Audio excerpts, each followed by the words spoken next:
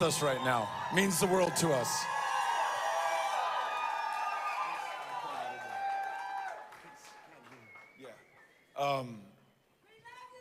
I love you. I love you. I love you.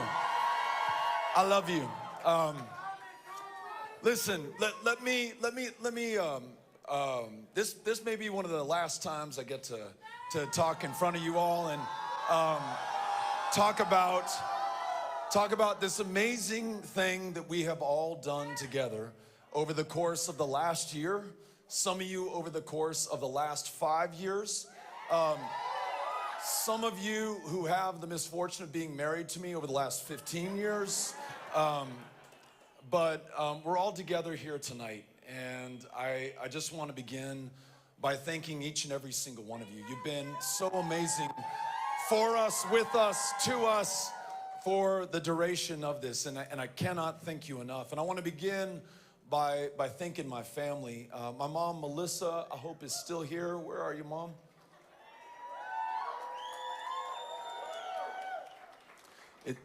She's at the bar. Love you, Mom.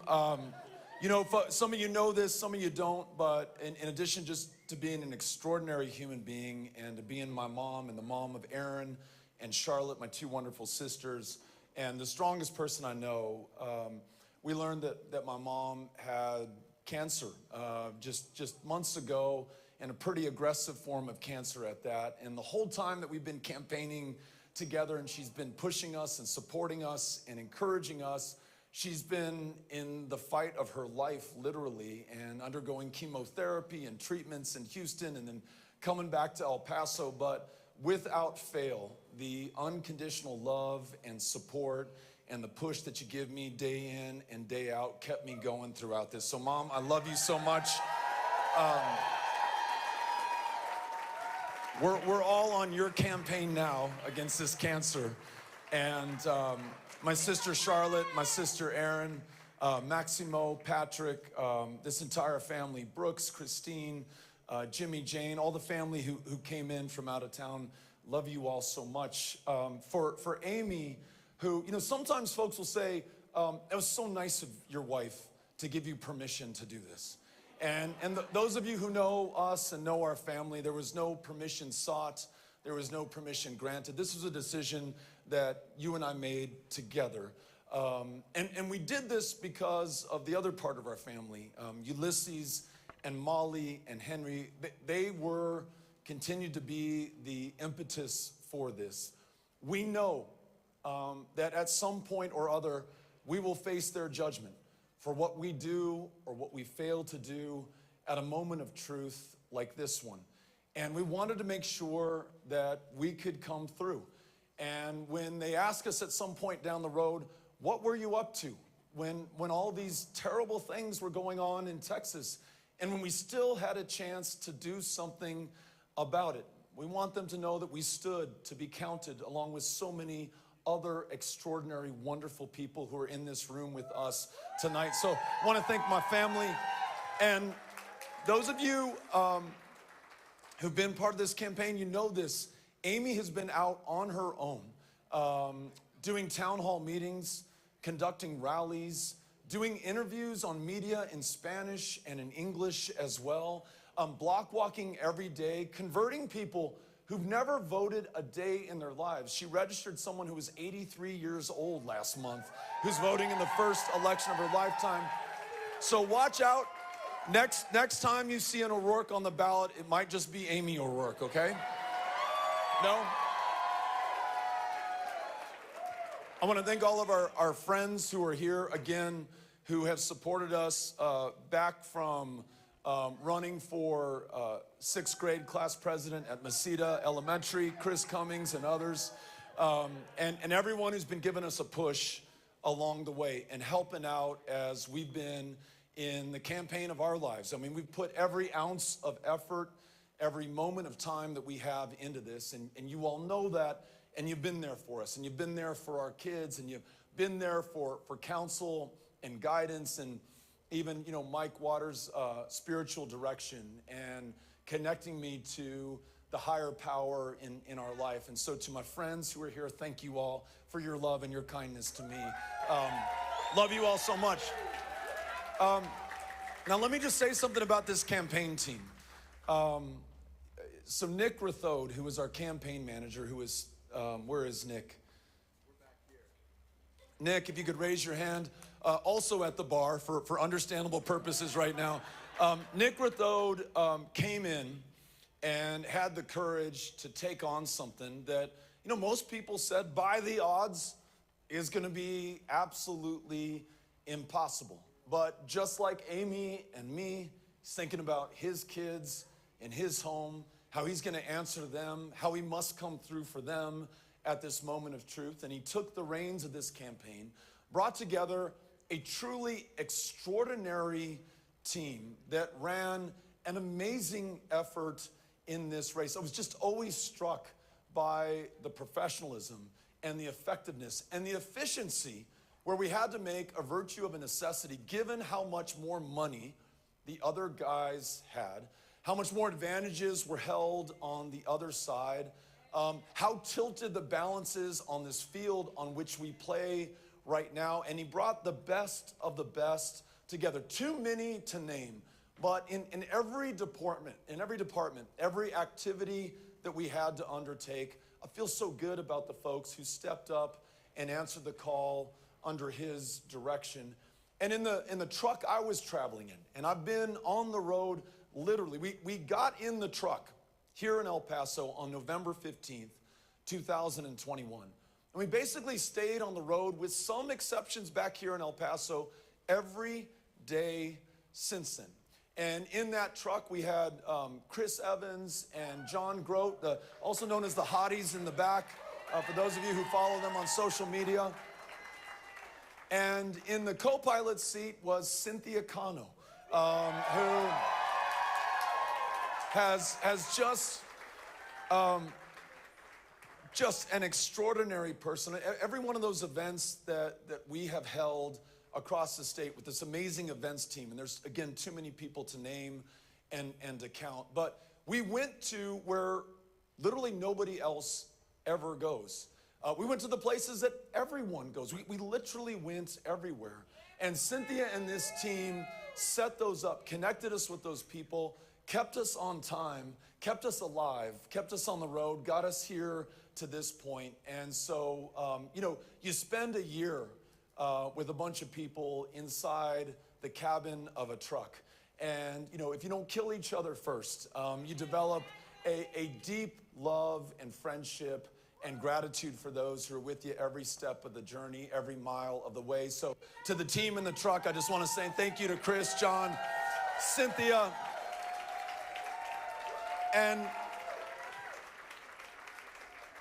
then all of you, and every volunteer, every person who signed up for a shift to knock on doors, to make phone calls, to write letters. You all were part of the most amazing effort that I have ever been a part of, at least in my 50 years on this planet, and the most amazing effort I've ever seen in the state of Texas. And we've been part of some amazing efforts before, but this one really takes the cake. And you think about where we all were when we all made the decision to do this together. I mean, just the odds that we faced, for starters. And the fact that the party in power has been in power not for years or cycles, but for decades so far. The advantages that they had in money, in people, in the powers of incumbency, in the levers that they could pull, in the way that voter registration and just being able to cast a ballot in Texas is a lot harder than it has to be, and a lot harder for people who might otherwise be voting for us. And all the challenges that we already had going on in this state, this democracy under attack, a grid that did not work, women's rights to make their own decisions about their own bodies, under attack here more than anywhere else. And most people would look at that and just say, no thanks, and many did and came to that conclusion. But against all that, at a time when we could be tempted to give in or to give up, we all decided instead to give it our all. And that's what I think distinguishes us and defines us right now. Everything that we could possibly give to this, we gave to this. And I don't mean the candidate, and I don't mean the staff. I mean every single person who was a part of this campaign. This amazing finance team that, though the governor had more resources and more ability to raise resources, outraised the sitting governor of the state of Texas 3/4, 3 different reporting periods. All the small dollar donors, all the big dollar donors, the 95,000 plus volunteers who knocked on more than 5 million doors across the state of Texas, made millions more telephone calls, wrote tens of thousands of letters, made these amazing banners that we saw hanging over freeway overpasses all across the state of Texas. You all are amazing. And here's what we decided to do together. Once in action, we realized that action, that work, that being with one another is the absolute antidote to despair or succumbing to current conditions or the status quo. It took us across the entire state of Texas. It's the only way to meet a state this big and this divided, to go to where people may not see eye to eye with us. So you could not be too rural or too Republican represented or too big or blue for that matter, for us to be there, to listen to you, to learn from you, to seek the common ground in front of us, and to find out where we could agree and where we could work together. That's what I want to see for my Texas and for my country going forward. In a state that has this level of voter suppression and voter intimidation, the hardest in the nation in which to cast a ballot or to get your name on the rolls to be registered to vote in the first place, we made those who've been shut out from this democracy our priority. And when I talk about those 5 million doors and the millions more phone calls made, we were targeting those who had themselves been the targets for disenfranchisement in the state of Texas, bringing in new voices that we had never heard from, votes that had never been counted, the very people who should be able to decide the outcome of this election.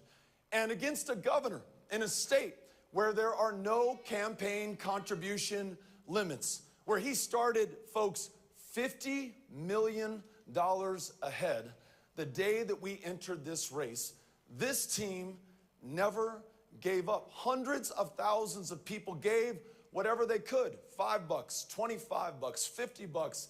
And through this finance team, they were able to get people to give a lot more than that as well. And then we used those resources as effectively, as efficiently as we possibly could, knowing that we would never be able to outspend the incumbent, our opponent, but knowing that those resources were precious and we had to use them to get to those doors of those voters who otherwise we would never hear from in this election. In other words, all of us doing all we could with what we had, where we were, wherever we were across the state of Texas, the most awesome undertaking that I've ever had the pleasure or the honor to be with. And it brings us now to this moment where, after we have described to our fellow Texans the choice in this election, after some truly historic failures in this state over the last 8 years, we offered a vision, a Texas where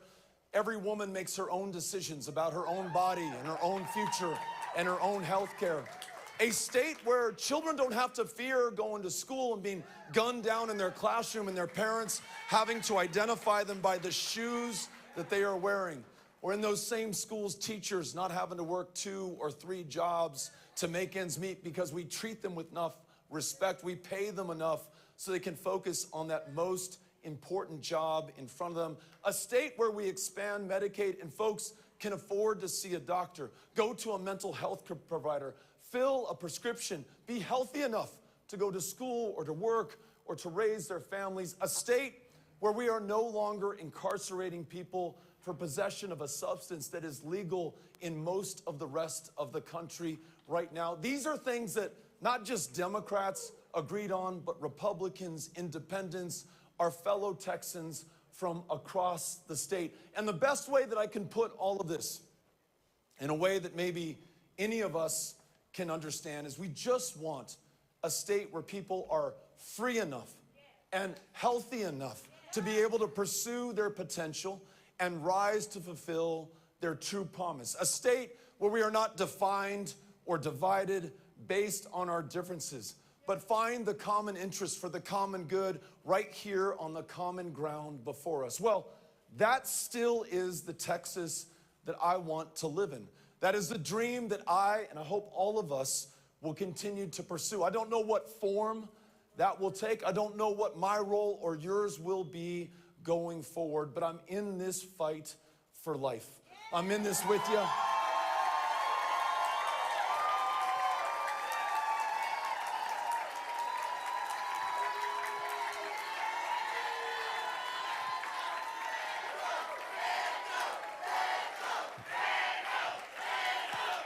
Thank you, man. Thank you. And listen, and chingon, that's right too. They're trying to translate that right now on the news feed in other parts of the country. Hey, so you know, who knows what's next for any of us, right? But I just cannot thank you enough for giving all of us who are part of this campaign your time, your resources, but most importantly, your faith in what could be possible in this state. Let us never break that faith. Let us always keep that faith. Let us also back it up with the fight necessary to continue to try to win over and over and over again until we can realize this dream, these goals, this Texas that we want for one another, that we deserve for our kids, and that ultimately one day we are going to be able to bring home. Thank you all so much for being with us tonight. Thank you for being part of this campaign. Les agradezco. We'll see you out there. Thank you all so much. Bye-bye. Thank you.